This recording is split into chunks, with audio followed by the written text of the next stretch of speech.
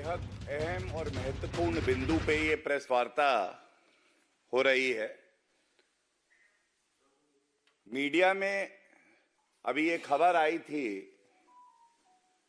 BBC पर आयकर विभाग नियम अनुसार संविधान के तहत कार्रवाई कर रहा है और जब ये कार्रवाई चल रही है, इसके ऊपर जिस तरह की राजनीतिक प्रतिक्रिया आने का सिलसिला जारी है, चाहे वो कांग्रेस पार्टी हो, चाहे टीएमसी हो और चाहे वो समाजवादी पार्टी हो, ये हर भारतीय के लिए एक चिंता का विषय है। सबसे पहले तो कांग्रेस पार्टी को यह समझना होगा कि भारत संविधान और कानून के तहत चलता है और ये श्री नरेंद्र मोदी जी के नेतृत्व वाली सरकार है। यहां पे कोई भी एजेंसी हो, आईटी हो, इनकम टैक्स डिपार्टमेंट, चाहे जांच एजेंसियां हो, ये वो पिंजरे का तोता नहीं रही हैं जो सर्वोच्च न्यायालय ने कांग्रेस पार्टी की सरकार को फटकार लगाई थी। ये अपना काम कर रही हैं और सवाल आज ये भी कहा जाएगा, कोई भी एजेंसी हो, मीडिया से जुड़ी हो, कंपनी हो, अगर भारत में वो काम कर रही है तो उसको भारत के कानून को मानना होगा, उसका पालन करना होगा। अगर कुछ गलत किया नहीं है, कानून का पालन किया है, तो फिर डर कैसा, फिर चिंता कैसी? आयकर विभाग को अपना काम करने दिया जाना चाहिए और दूध का दूध और पानी का पानी हो जाना चाहिए। सबसे पहले यह कहना आज गलत नहीं होगा, बीबीसी के अगर कृत्य देखें, जिसके उदाहरण मैं आपके समक्ष अभी पेश करूंगा, तो यह पूरे विश्व की सबसे भ्रष्ट बकवास कॉरपोरेशन हो गई है। और दुख की बात यह है कि बीबीसी का प्रोपेगेंडा और कांग्रेस का एजेंडा एक साथ मेल खाता है। हम सब जानते हैं कि विश्व पटल पर किस तरह से श्री नरेंद्र मोदी जी के नेतृत्व में भारत आगे बढ़ रहा है, G20 की अध्यक्षता कर रहा है। बहुत सी ऐसी शक्तियां हैं जिनको ये बिल्कुल नहीं भाता है और जब जब भारत आगे बढ़ता है तो ये एजेंसियां हों या राहुल गांधी और कांग्रेस पार्टी और जो राजनीतिक दल विपक्ष में है, उनको बड़ा दर्द होता है। सबसे पहले तो बीबीसी का जो इतिहास है, कलंकित, काला, द्वेष भावना से भारत के खिलाफ कार्य करने का रहा है और कांग्रेस पार्टी को सबसे पहले तो ये याद करना चाहिए किस तरह से देश की प्रधानमंत्री श्रीमती इंदिरा गांधी जी ने खुद बीबीसी पे बैन लगाया।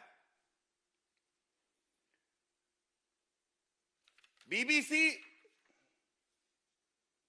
रिपोर्टिंग करे, निष्पक्ष पत्रकारिता करे, भारत का संविधान ये हक उन्हें देता है, लेकिन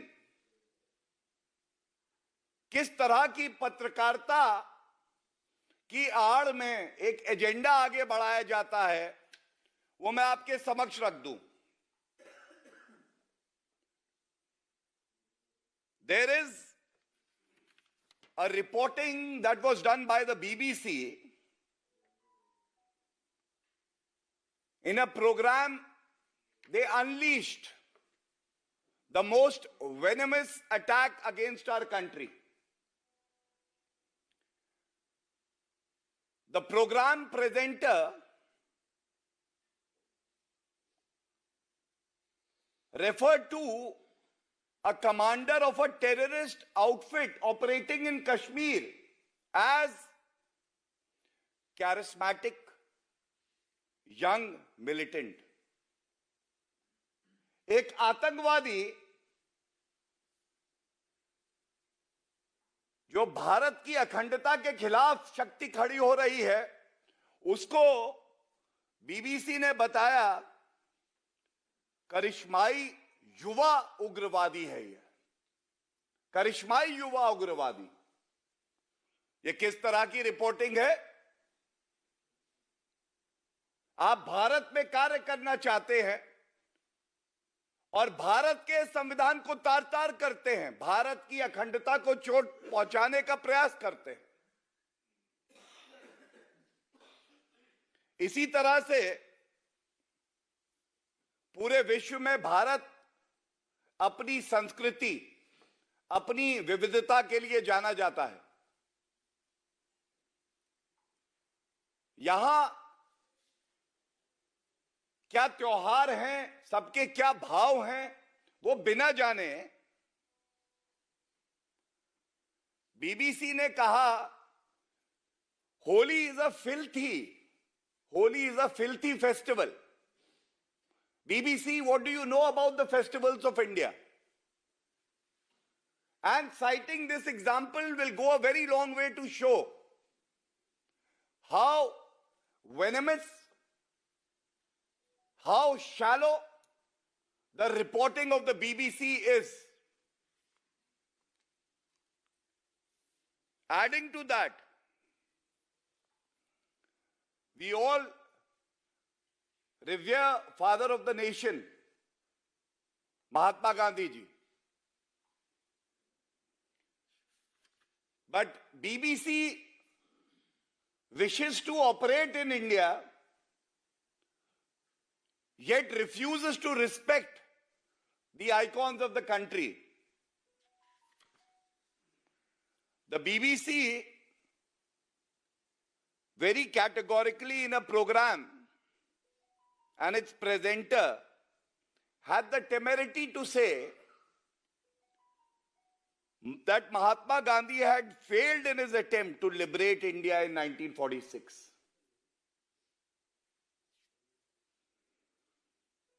And BBC should definitely also pay heed to the words of UK's longest serving Prime Minister, Margaret Thatcher. She had called the BBC as Bolshevik Broadcasting Corporation.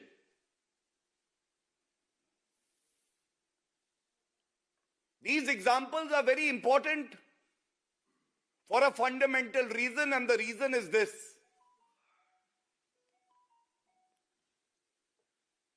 India is a country which gives an opportunity to every organization, every individual, as long as you are willing to abide by the constitution of our country, as long as you do not have a hidden agenda, as long as you don't spew venom, and as long as the facts that you bring out in public domain and you disseminate have a basis. It can't be whims and fancies of a corporation. And this cannot be tolerated. Having spoken about the BBC, there are larger questions to be asked to the opposition parties who have not even fulfilled their responsibility of exercising restraint.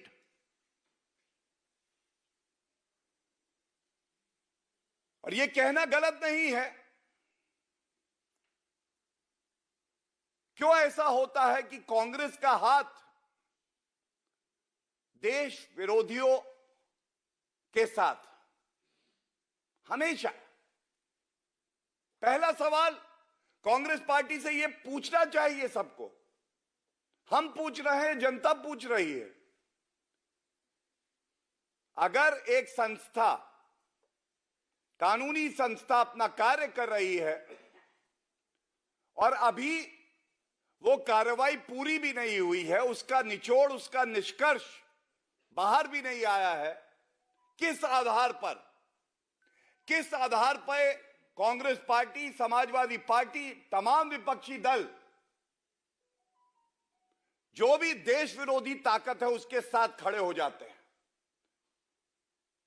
आपका चरित्र ऐसा क्यों बन गया है कि आप संयम नहीं बरत सकते? आपका चरित्र ऐसा क्यों बन गया है कि जो भी देश विरोधी ताकत होगी, चाहे वो चीन हो, चाहे वो बीबीसी, और कई बार हमने देखा कि आतंकवादियों के साथ कांग्रेस का हाथ, और तमाम ऐसे मुल्क हैं जो भारत के खिलाफ षड्यंत्र करते हैं और उनके साथ कांग्रेस पार्टी खड़ी होती है। यह सवाल आपसे बार बार पूछा जाएगा। पहला, जो कार्रवाई इनकम टैक्स डिपार्टमेंट कर रहा है, अभी वो समाप्त नहीं हुई थी, तो ऐसी क्या जल्दबाजी थी कि इस पे आपने ओछी हल्की घटिया राजनीति करी? क्यों नहीं संयम दिखाया कि रिपोर्ट आने का इंतजार करते? और ये न्यायालय का काम है, वो तय करेगी कि किसी भी जांच एजेंसी का या किसी विभाग का कार्य कानूनी तौर पे सही है या द्वेष भावना से किया गया है। तीसरी बड़ी बात, आप ये भूल जाते हैं कि इसी बीबीसी के खिलाफ जब आपकी सरकार थी तो प्रतिबंध लगाया गया। जब बैन आपने लगाया तो वो ठीक है, लेकिन अगर आयकर विभाग अपनी कार्रवाई कर रहा है तो मोदी जी से नफरत आपकी इतनी है कि आप उसको भी राजनीतिक रंग दे रहे हैं। और सबसे महत्वपूर्ण सवाल जो पूछा जाना चाहिए, कांग्रेस पार्टी क्यों ऐसा चरित्र दिखाती है कि किसी भी संवैधानिक संस्था और कानूनी संस्था पर इनका विश्वास नहीं होता है? चाहे वो देश का सर्वोच्च न्यायालय हो, चाहे वो प्रधानमंत्री का पद हो, चाहे वो भारत की सेना हो, चाहे वो इलेक्शन कमीशन ऑफ इंडिया हो, चाहे वो सीएजी हो, और अब ईडी सीबीआई पे भी आप आरोप लगाते हैं, लेकिन न्यायालय जाते हैं तो आपको कोई रिलीफ नहीं मिलता है। आयकर विभाग पे भी आपका विश्वास नहीं है, तो आपका विश्वास केवल ऐसी संस्थाओं पे है, ऐसी एजेंसियों पे है जो भले भारत का नुकसान कर दे, लेकिन आपकी राजनीतिक रोटियां सेकने के लिए आपको तवा मिलता रहे। ये बेहद ही निंदनीय है, दुर्भाग्यपूर्ण है। और मैं इतना ही कहूंगा, कोई भी जांच एजेंसी हो या कोई भी विभाग हो, अगर वो अपना कार्य कर रहा है और उस पे इस तरह की राजनीतिक रोटियां सेकी जा रही हैं, तो देश की जनता देख रही है कि किस तरह से आप देश विरोधी शक्तियों के साथ खड़े हैं और देश के साथ नहीं खड़े हैं। धन्यवाद।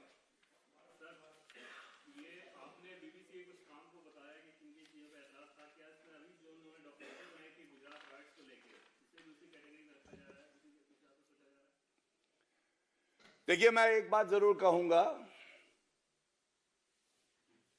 खाता ना बही जो भारत का सर्वोच्च न्यायालय कहे वो सही। आपने जो प्रश्न पूछा, सर्वोच्च न्यायालय ने उस पर फैसला दिया है। अब देश का विपक्षी दल सर्वोच्च न्यायालय के फैसले को मानता है या देश विरोधी एजेंसी को ज्यादा महत्व देता है, ये तो उनको तय करना है। What income tax department is saying, it's a survey and it relates to the tax evasion and nothing official has come out that it's a raid or anything, anybody has been arrested, anything has been confiscated. Now, as per the rules, everything is going on. Still, the opposition parties are calling it raid, and as of now, what we are getting to know, it's a case of tax evasion. So, before that, before anything has come out, they're calling it raid and linking it to the BBC documentary. Absolutely.